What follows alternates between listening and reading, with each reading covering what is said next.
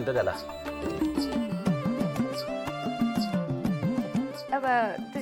होत रे, घाईघाईत होत असं कधीतरी. वाढ बाळा, तू वाढ. हा बरं, हे सोडा शंकरजी, मी तुमच्यासाठी पुरणपोळ्या पण बनवल्यात. मम्मा पुरणपोळ्या वाढ. हो, पुरणपोळी. जिगीषा, मला वाटते की तू पुरणपोळी आतच विसरलीस.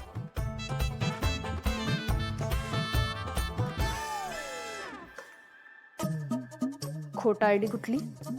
पुरणपोळ्या इथंच विसरून गेले.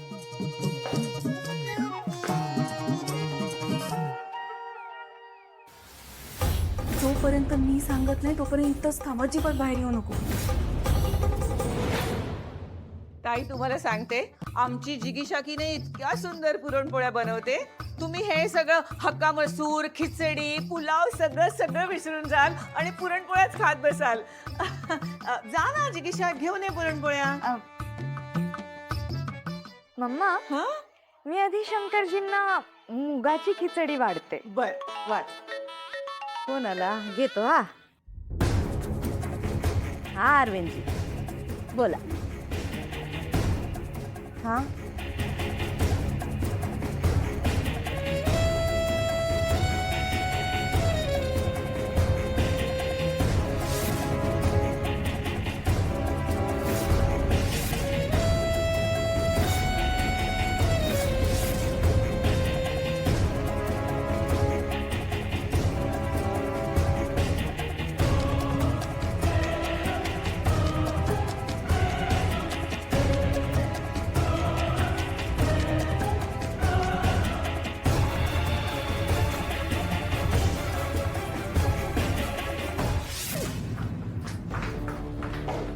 वेडी आहेस का? तुला सांगितलं होतं ना मी सांगितल्याशिवाय बाहेर येऊ नको. 1 मिनिट, नीट बोलायचं माझ्याशी.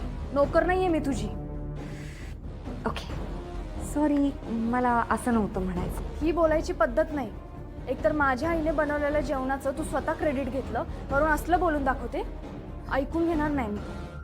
ओके, अगं मी आता काय सांगू तुला, माझी ना सासू आली आहे आणि मला तिला इम्प्रेस करायचं आहे म्हणून जरा खोटं बोलले.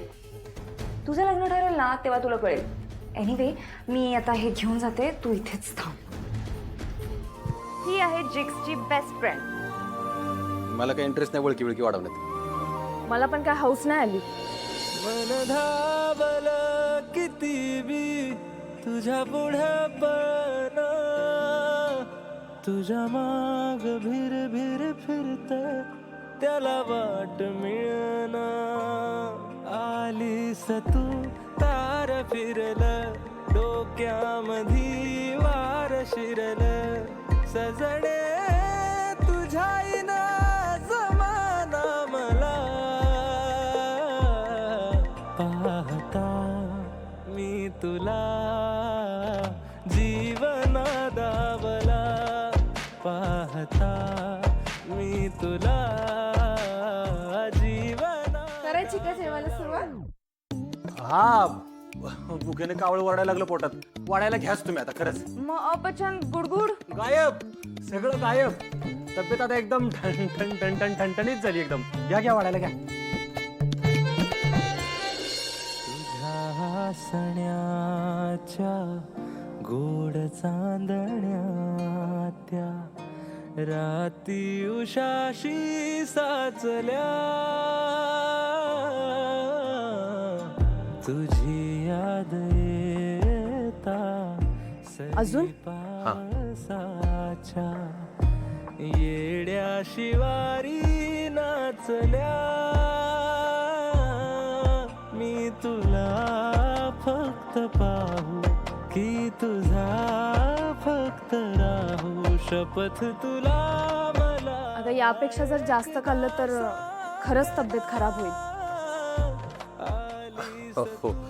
ऊन सरल जगण्यामध्ये सोन भरल, सजणे तुझ्या इना जमाना मला. पाहता मी तुला जीवना दावला, पाहता जरा रायता देता का? तुला सारखं. दावला ओ साजिरा गोजिरा हसरा लाजिरा जीवन दावला ओ भाबडा बावळा बावरा वेंधळा जीवन दावला.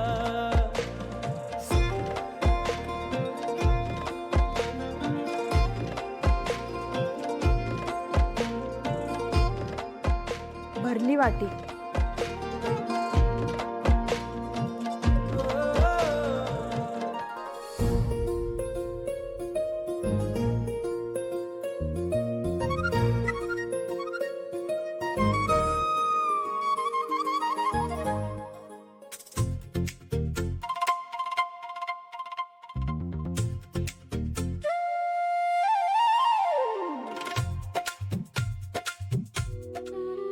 पडीक जमीन होती इथं.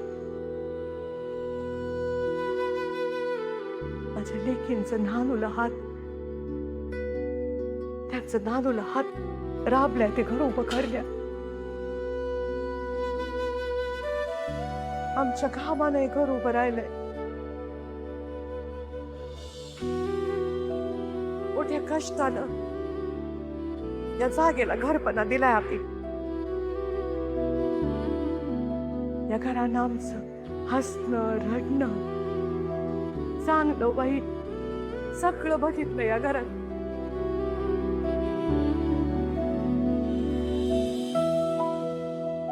आयुष्याचे चढ उतार मी आणि माझ्या लेकीने या घरात पार केले.